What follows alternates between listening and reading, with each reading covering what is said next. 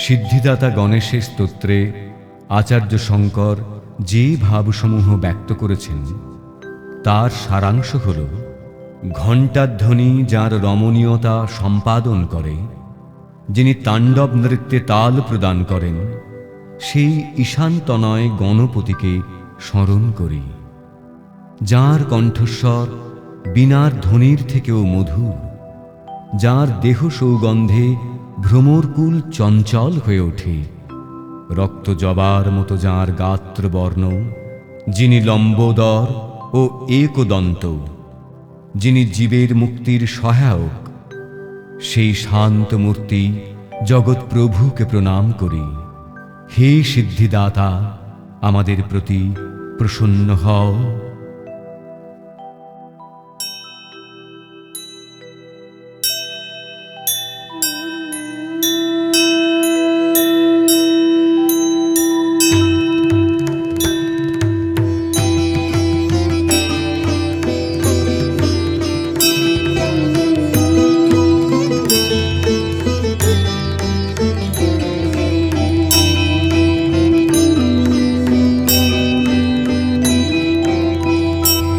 रणत्क्षुद्रघण्टानिनादविरामं चलत्ताण्डवोद्दण्डवत्पद्मतालं लसत्तुन्दिलाङ्गपरिव्यालहारं गणाधीशमीशानसूनुं तमीडे, गणाधीशमीशानसूनुं तमीडे।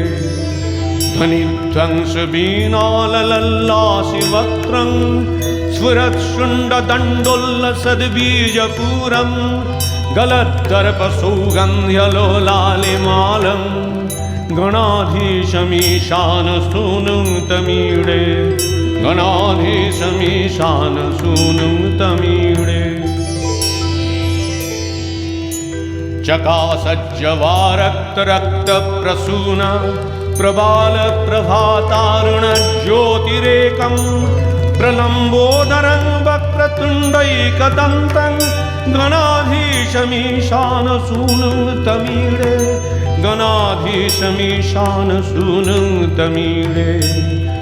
विचित्रस्फुरद्रत्नमाला किरीटं किरीटल्लसच्चन्द्ररेखाविभूषं विभूषैकभूषं भवध्वंसहेतुं गणाधीशमीशानसूनुं तमीडे, गणाधीशमीशानसूनुं तमीडे।